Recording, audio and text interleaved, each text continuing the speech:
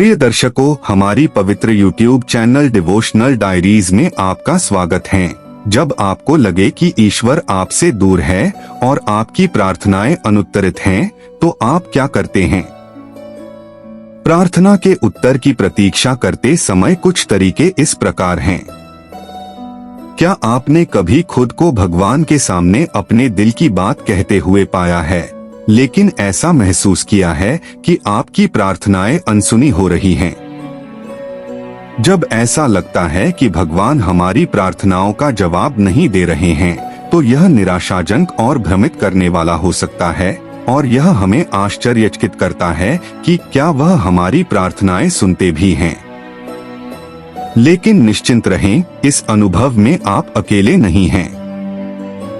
इतिहास में कई लोगों ने इसी तरह की भावनाओं से जूझा है। आइए कुछ व्यावहारिक कदमों पर गौर करें, जिन्हें तब उठाया जा सकता है जब भगवान आपकी प्रार्थनाओं के जवाब में चुप दिखाई देते हैं। मांगो तो तुम्हें दिया जाएगा, ढूंढो तो तुम पाओगे, खटखटाओ तो तुम्हारे लिए खोला जाएगा। क्योंकि जो कोई मांगता है उसे मिलता है, और जो ढूंढता है वह पाता है, और जो खटखटाता है उसके लिए खोला जाएगा। तुम में ऐसा कौन है कि यदि उसका पुत्र उससे रोटी मांगे तो उसे पत्थर दे, या मछली मांगे तो उसे सांप दे? सो जब तुम जो बुरे होकर अपने बच्चों को अच्छी वस्तुएं देना जानते हो, तो तुम्हारा स्वर्गीय पिता अपने मांगने वालों को अच्छी वस्तुएं क्यों न देगा? इससे पहले कि हम आगे बढ़े, यह ध्यान रखना जरूरी है कि भले ही आपको लगे कि ईश्वर आपकी प्रार्थनाओं को अनदेखा कर रहा है, लेकिन ऐसा नहीं है। बाइबल हमें याद दिलाती है कि वह हमारी सुनता है और जवाब देगा। कभी कभी वे जवाब उस तरह नहीं दिखते जैसे हम उम्मीद करते हैं या जिस तरह से हम सोचते हैं कि वे आएंगे, लेकिन इसका मतलब यह नहीं है कि ईश्वर पर्दे के पीछे काम नहीं कर रहा है। हालांकि यह प्रतीक्षा और अनिश्चितता को आसान नहीं बनाता है। यहाँ बताया गया है कि अनुत्तरित प्रार्थनाओं के साथ आने वाली भावनाओं, संदेहों और सवालों को कैसे संसाधित किया जाए। अपनी भावनाओं को स्वीकार करें। सबसे पहले और सबसे महत्वपूर्ण बात यह है कि जब आपको लगे कि भगवान आपकी प्रार्थनाओं का उत्तर नहीं देते हैं, तो अपनी भावनाओं का जायजा लेना और उन्हें संसाधित करने के लिए खुद को जगह देना जरूरी है। निराश या यहाँ तक कि गुस्सा महसूस करना ठीक है। खुद को बिना किसी अपराध बोध के इन भावनाओं का अनुभव करने की अनुमति दें। सबसे महत्वपूर्ण बात यह है कि आप जो महसूस करते हैं उसके बारे में ईश्वर के साथ ईमानदार रहें। वह हमारी मानवीय भावनाओं से निराश नहीं होता। याद रखें, उसने हमें भावनात्मक प्राणी के रूप में बनाया है। अपनी भावनाओं को व्यक्त करने से आपको अनिश्चितता के बीच शांति और स्पष्टता पाने में मदद मिल सकती है। परमेश्वर का मार्गदर्शन मांगें। यह सोचना आकर्षक है कि परमेश्वर प्रार्थनाओं का उत्तर क्यों नहीं देता है, लेकिन चूंकि हम उसके पास पहुंच सकते हैं, तो क्यों न सीधे स्रोत तक जाएं। परमेश्वर से पूछना ठीक है कि उसने आपकी प्रार्थना का उत्तर क्यों नहीं दिया। आध्यात्मिक संघर्ष के समय परमेश्वर का मार्गदर्शन प्राप्त करना महत्वपूर्ण है। प्रार्थना और ध्यान में समय बिताएं, उससे बुद्धि और समझ मांगे। याद रखें कि परमेश्वर के मार्ग हमारे मार्गों से ऊंचे हैं, और हो सकता है कि आपके जीवन के लिए उसकी कोई अलग योजना या समय हो। परमेश्वर पर भरोसा रखें और याद रखें कि वह जानता है कि आपके लिए क्या सबसे अच्छा है, तब भी जब आप उसे देख नहीं पाते। प्रतीक्षा या अनिश्चितता के समय स्पष्टता और आराम प्रदान करने वाले अंशों को पढ़कर पवित्र शास्त्र के माध्यम से उसका मार्गदर्शन प्राप्त करें। मौन में सबक तलाशें। परमेश्वर हमारे बुरे व्यवहार के लिए सजा के रूप में हमारी प्रार्थनाओं का उत्तर नहीं देता है। हालांकि वह जानता है कि कब हमारा दिल सही जगह पर नहीं है। कभी कभी जब हम गलत इरादों से प्रार्थना कर रहे होते हैं, तो परमेश्वर की स्पष्ट चुप्पी वास्तव में हमें एक बहुत जरूरी दिल की जांच देने का उनका तरीका होता है।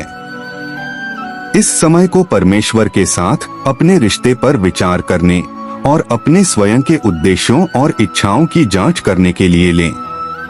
अपने आप से पूछें कि क्या आपके जीवन में कुछ ऐसा है जो आपकी प्रार्थनाओं में बाधा डाल रहा है।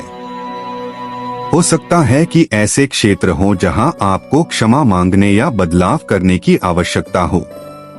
प्रतीक्षा के इस समय का उपयोग विश्वास में वृद्धि करने और अपने जीवन के लिए परमेश्वर की योजनाओं की गहरी समझ विकसित करने के लिए करें। समुदाय में समर्थन पाएं। जब ईश्वर आपकी प्रार्थनाओं का उत्तर नहीं देता है तो आप निराशा, हतोत्साह या संदेह का अनुभव कर सकते हैं। ये कठिन भावनाएं हैं जिनसे आप अकेले नहीं गुजरना चाहते। अपने आप को ऐसे लोगों के साथ घेरें जो इस चुनौतीपूर्ण समय के दौरान आपको प्रोत्साहित कर सकें और आपके लिए प्रार्थना कर सकें। ऐसे अन्य लोगों से जुड़े जिन्होंने समान संघर्षों का अनुभव किया है और मार्गदर्शन या सुनने के लिए कान दे सकते हैं। LCBC में जीवन के सभी चरणों और अनुभवों के लिए समूह हैं, जो ऐसे लोगों को खोजने का एक शानदार तरीका हो सकता है जो आपकी स्थिति के साथ सहानुभूति रख सकते हैं। दूसरों के साथ अपना बोझ साझा करना आराम प्रदान कर सकता है और आपको याद दिला सकता है कि आप अपनी यात्रा में अकेले नहीं हैं। वैकल्पिक उत्तरों के लिए खुले रहें। यह निष्कर्ष निकालना आसान है कि जब हमें वह नहीं मिलता जो हमने मांगा था, तो भगवान हमारी प्रार्थनाओं का उत्तर नहीं देते। लेकिन क्या होगा अगर भगवान अप्रत्याशित तरीके से उत्तर दे रहे हैं? हालांकि ऐसा लग सकता है कि ईश्वर आपकी प्रार्थनाओं का उत्तर उस तरह से नहीं दे रहा है जैसा आप चाहते हैं, लेकिन वैकल्पिक उत्तरों के लिए खुले रहना जरूरी है। ईश्वर की योजनाएं अक्सर हमारी योजनाओं से अलग होती हैं और हो सकता है कि वह पर्दे के पीछे ऐसे तरीके से काम कर रहा हो जिसे हम समझ नहीं सकते। अप्रत्याशित अवसरों या समाधानों के लिए खुले रहें जो सामने आ सकते हैं, भले ही वे आपकी शुरुआती कल्पना से अलग लगें। याद रखें, ईश्वर की योजना हमेशा आपके अंतिम भले के लिए होती है। धैर्य और दृढ़ता का अभ्यास करें। परमेश्वर की प्रतीक्षा करना चुनौतीपूर्ण हो सकता है, लेकिन ये समय हमें धैर्य और दृढ़ता विकसित करने का एक बढ़िया अवसर देता है। याद रखें कि परमेश्वर का समय एकदम सही है, भले ही वह हमारी इच्छाओं या अपेक्षाओं के अनुरूप न हो। प्रार्थना करते रहें, उसका मार्गदर्शन मांगते रहें और उसकी वफादारी पर भरोसा रखें। प्रतीक्षा के समय को अपने चरित्र को मजबूत करने और अपने विश्वास को गहरा करने के अवसर के रूप में अपनाएं। इस प्रोत्साहन को याद रखें, जब हम समस्याओं और परीक्षणों का सामना करते हैं तो हम भी आनंदित हो सकते हैं, क्योंकि हम जानते हैं कि वे हमें धीरज विकसित करने में मदद करते हैं। और धीरज चरित्र की ताकत विकसित करता है और चरित्र उद्धार की हमारी भरोसेमंद आशा को मजबूत करता है। और यह आशा निराशा की ओर नहीं ले जाएगी, क्योंकि हम जानते हैं कि परमेश्वर हमसे कितना प्यार करता है, क्योंकि उसने हमें अपने दिलों को अपने प्यार से भरने के लिए पवित्र आत्मा दिया है। कृतज्ञता पर ध्यान केंद्रित करें। प्रतीक्षा के समय में इस बात पर ध्यान केंद्रित करना आसान होता है कि हमारे पास क्या कमी है या हम किसका इंतजार कर रहे हैं। इसके बजाय अपना ध्यान कृतज्ञता पर केंद्रित करें। आपके द्वारा पहले से प्राप्त आशीर्वाद और उत्तरित प्रार्थनाओं के लिए आभार का हृदय विकसित करें। अपनी लिखित प्रार्थनाओं का एक जर्नल रखना पीछे देखने और यह देखने का एक शानदार तरीका है कि अतीत में ईश्वर ने आपके लिए क्या किया है। कृतज्ञता हमारे दृष्टिकोण को बदलने में मदद करती है। अपने आशीर्वादों को गिनना अनुत्तरित प्रार्थनाओं के बीच भी खुशी और संतुष्टि ला सकता है। जब ऐसा लगे कि ईश्वर प्रार्थनाओं का उत्तर नहीं देता, तो याद रखें कि वह हमेशा सुनता रहता है, तब भी जब वह चुप लगता है।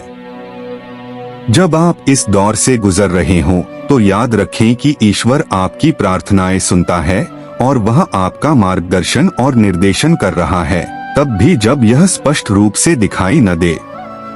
क्या परमेश्वर चाहता है कि हम खुश रहें? क्या परमेश्वर चाहता है कि हम खुश रहें? हम सभी जानते हैं कि इसका उत्तर हाँ ही होगा, है ना? यहोवा को अपने सुख का मूल जान और वह तेरे मन की इच्छाएं पूरी करेगा। आपके दिल की इच्छाएं क्या हैं? अगर आप मेरी तरह हैं, तो शायद इसकी एक लंबी सूची होगी, लेकिन उन सभी को एक शब्द में समेटा जा सकता है, खुशी। तो हाँ, ऐसा लगता है कि भगवान चाहते हैं कि हम खुश रहें, लेकिन क्या हमेशा ऐसा ही लगता है? खुशी के बारे में सच्चाई, चलो कुछ मजा करते हैं। कुछ ऐसी चीजों की सूची बनाएं जो आपको खुशी देती हैं। मेरा मतलब किसी आदर्शवादी गहरी दार्शनिक खुशी से नहीं है। बस खुशी के अनुभवों को सबसे शाब्दिक अर्थ में लिखें।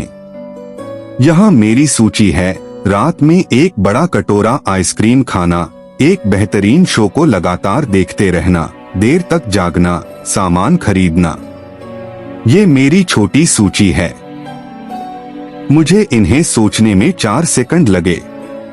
मैं प्रयोग में चूहे की तरह हूँ, लीवर दबाता हूँ और पनीर बाहर आ जाता है। लेकिन एक समस्या है। यहाँ 4 चीजों की सूची दी गई है जो मुझे दुखी महसूस कराती हैं। रात में एक बड़ा कटोरा आइसक्रीम खाने के बाद बीमार महसूस करना, टीवी देखने में समय बर्बाद करने के कारण मैं अपने काम या घर की जिम्मेदारियों में पिछड़ गया, पिछली रात बहुत देर तक जागने के कारण थका हुआ महसूस करना, चिंता इसलिए है क्योंकि मैंने बजट उड़ा दिया। मैं वह चूहा हूँ जिसने लीवर दबाया और पनीर निकाल लिया, लेकिन पता चला कि पनीर में फफूंद लगी हुई है। क्या परमेश्वर चाहता है कि हम खुश रहें? क्यों? ऐसा क्यों होना चाहिए? क्या भगवान भी चाहते हैं कि मैं खुश रहूं? सोचिए, जवाब है नहीं। भगवान भी नहीं चाहते कि आप खुश रहें।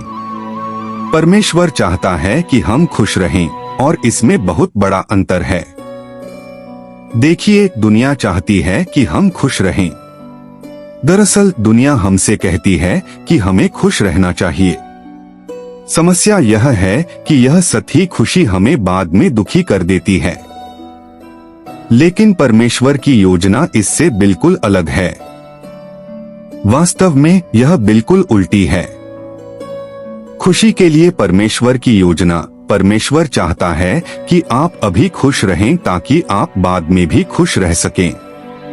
अधिकांश चीजें जो आपको खुश करेंगी, वे आपको उस समय खुशी का एहसास नहीं कराएंगी। यह मसीही जीवन जीने के लिए एक महत्वपूर्ण एहसास है।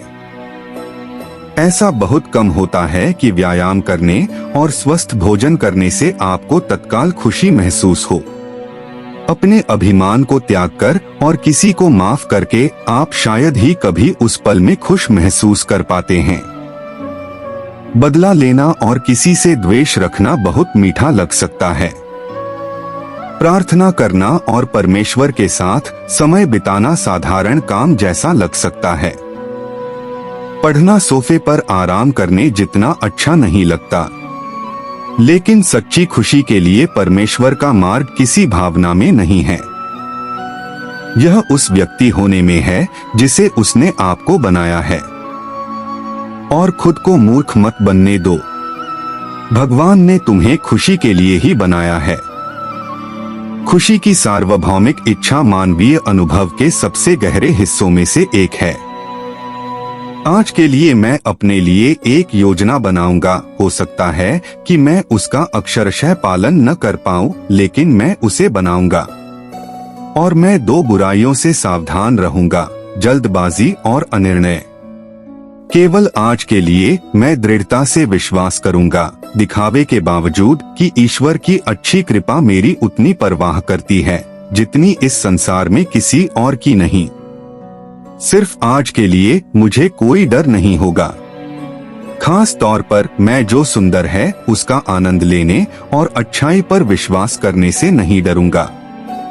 दरअसल 12 घंटे तक मैं निश्चित रूप से वह कर सकता हूँ जो मुझे घबराहट में डाल सकता था अगर मैं यह मानूं कि मुझे यह सब जीवन भर करना है। 10 बातें। एक सरल सूची। सरल का मतलब हमेशा आसान नहीं होता, लेकिन यह ठीक है। 10 चीजें जो आपको खुश रखेंगी। अभी खुश रहें ताकि आप अंततः ईश्वर के साथ खुश महसूस कर सकें, ठीक वैसे ही जैसे उसने हमेशा आपके लिए योजना बनाई थी।